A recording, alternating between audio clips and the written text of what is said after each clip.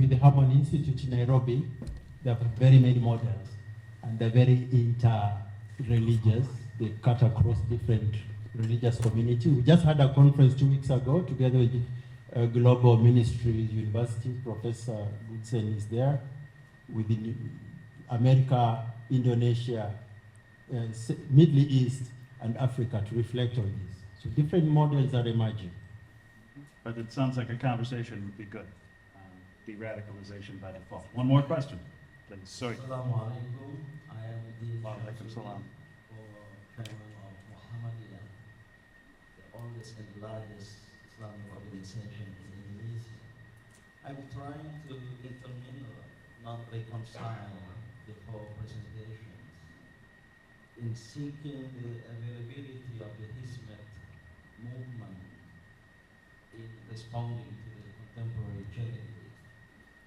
It's certain that the Hizmet movement is not a political movement, both in the sense of politics is who gets what, how and when and how, Westphalian paradigm, or allocation of values within a society. But in many cases, the Muslim social cultural movement, like ours in Indonesia, have been playing politics in the sense of moral politics, of value politics. But the Hizmet movement maybe doesn't fit to either power politics or moral politics in that sense, but rather its activities, cultural, social, educational activities, will always bring political impact. Okay. This is the situation I observe with regard to the Hizmet movement with political situation. Islam. All right. Thank you very much for bringing those together. I appreciate the statement. I don't know that there's a question in it. So thank you very much.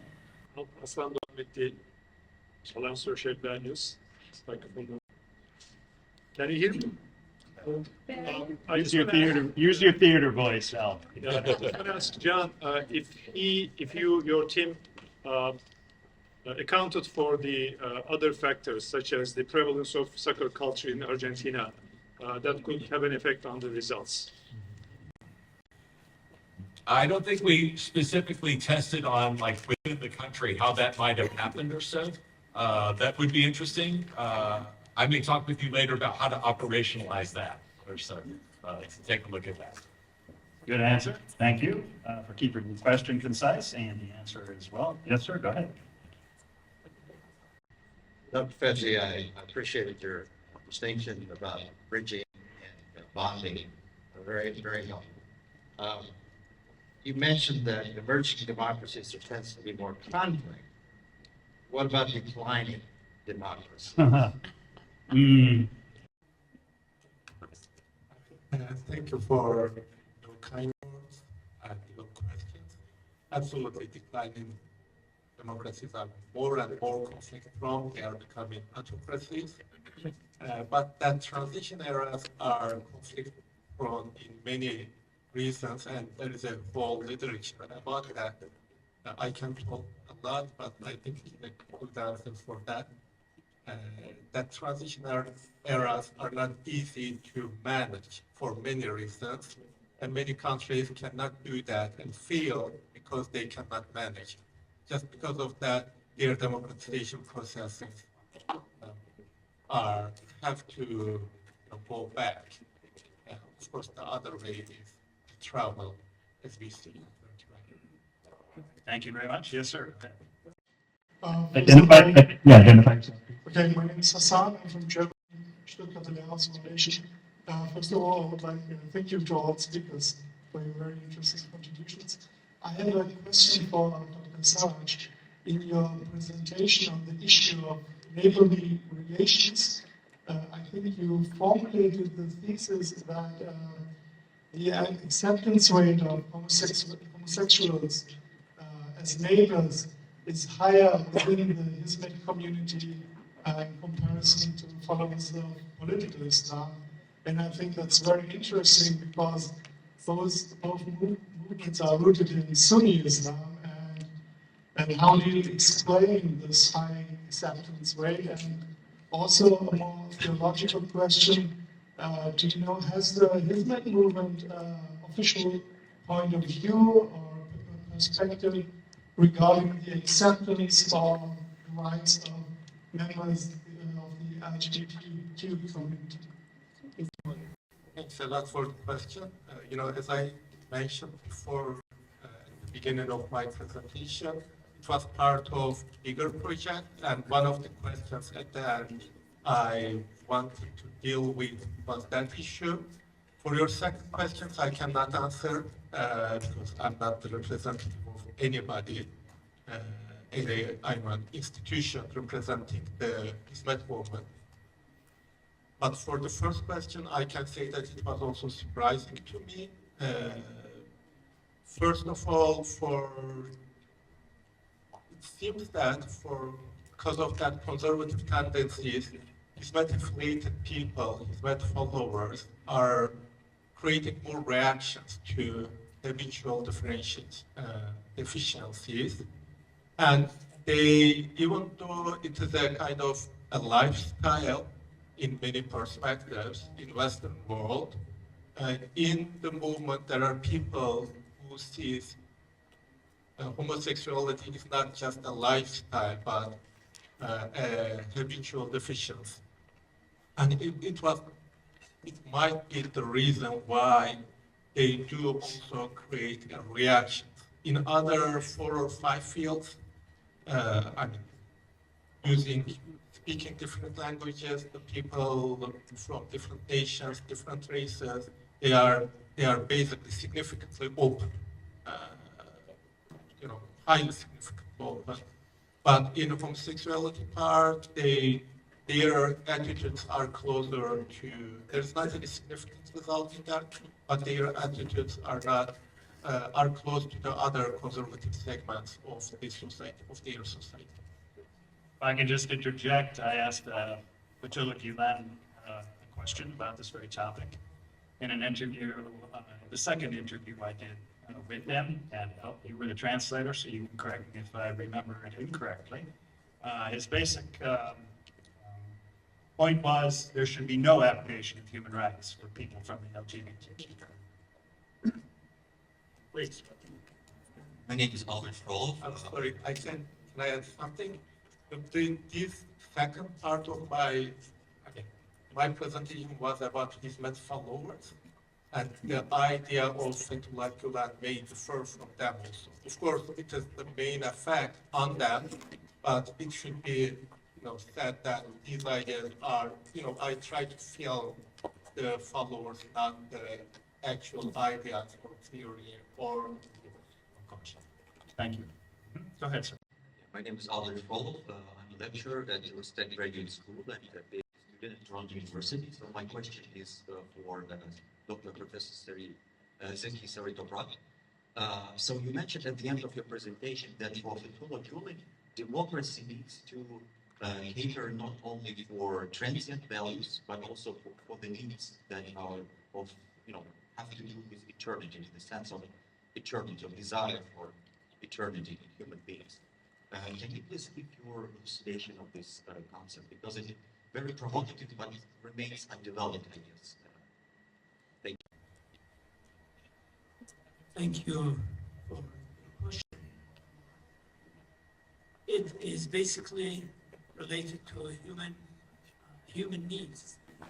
Now, the purpose of democracy is to respond to the needs of human beings and to make human society a better society. Can democracy develop in that direction also? That is his suggestion, actually. Imagine a society that is peaceful, a society that has a fear of the divine, that if I violate somebody's rights, even if I can escape the police, I will not escape in the punishment from the punishment in afterlife. So there is no way you can escape if you violate somebody's rights, even if you are not found in this world, in the afterlife, you will have a consequence of that action. So his suggestion is that if people become aware of this, you will have a better society and democracy will work better. Basically. I think it can be elaborated further, but I think this is the most important. We started in California time. We're going to conclude in California time. We're going to run over just a couple minutes. So one more question, please. Mohammed Chetin. I just would like to share my observation, and with due respect to all panelists, I think that we have to clarify the distinction or distinction between political Islam and Hizmet movement. And it's a juxtaposition of Hizmet and political Islam, first of all, and the dichotomy should be clarified. And the political Islam, the target, I'm also choosing the word deliberately, the target is either the regime, the state, government, or party rule. But in Hizmet movement, the objective, the goal is individual, to raise sound, educated people. So it's not the state or the government. And when the political movements try to get their share from the state resources, or they would like to control the state resources, and when they claim their land or territory and the resources in it, the Hizmet movement is dealing with the individual transformation, inner transformation, and rather than taking from the state, it is more oriented to giving, altruism. So when we look at the political movements, at the end of the day, even they claim to be religious and religiously motivated, their goals, targets, and the ultimate result is worldly, mundane. But when we look at the, again, Hizmet movement, it's education, transforming, raising sound individuals. So based on the Quranic injection that you cannot transform your community or others before you transform yourself. So you have to educate yourself rather than to capture the state, to get share of the management of the resources. So in political Islam, it's party politics mainly, and they are gay. And they have all ideologies, and ideologies are limited, and they have enemies. But in Hizmet movement, we have initiatives, projects, perspectives, and they are for humanity, not for the party. And in politics, you have the visibility, showing off, arrogance. You claim that you build an airport in a city which was already built 20 years ago, but in Hizmet, humility, self-effacing, not revealing yourself, even your donations. And sometimes in the Western world, we have the difficulty. How come people do not give their names and to the schools and other institutions? So in Hizmet, invisibility, self-effacing, humility, altruism. And in political Islam, all issues are religious and all issues are politicized in the garb of religion. But in Islam, it's just compatibility with all these realities, modern realities. And they are totally against politicization of Islam. And Gülen, you already know books about it. Gülen says that politicization of Islam or religion is against the religion and deteriorates, harm the religion. So when we look at human issues or other issues in other politically motivated ideologies or religious ideologies, human rights are not recognized. Even they cannot go to the universities or the high schools. But Gülen was the first person in Turkey who established girls' schools and the hostels and the other institutions. And he advised, counseled, and suggested that we should raise educated women in Turkey. And when we look at the interfaith dialogue issues, in religiously motivated ideologies or political Islam, the minorities mostly have no rights. They cannot practice. But when Gülen says in 1994 that Orthodox monasteries should be opened in Turkey, you know the reaction. So he's in interfaith rather than controlling the religious practice. When it comes to violence, suicides and killings, the other religiously motivated ideologies can promote it. But Gülen and the Hizmet movement was against it. It was a bulwark against all this religious violence, fanaticism, and other things. Mohammed. I'll cut it short. But we talk is I know you have lived this as well as have studied it as a sociologist. I know that. Yeah. So the success or the continuity of the other, the political Islamist movements, we saw that they all failed.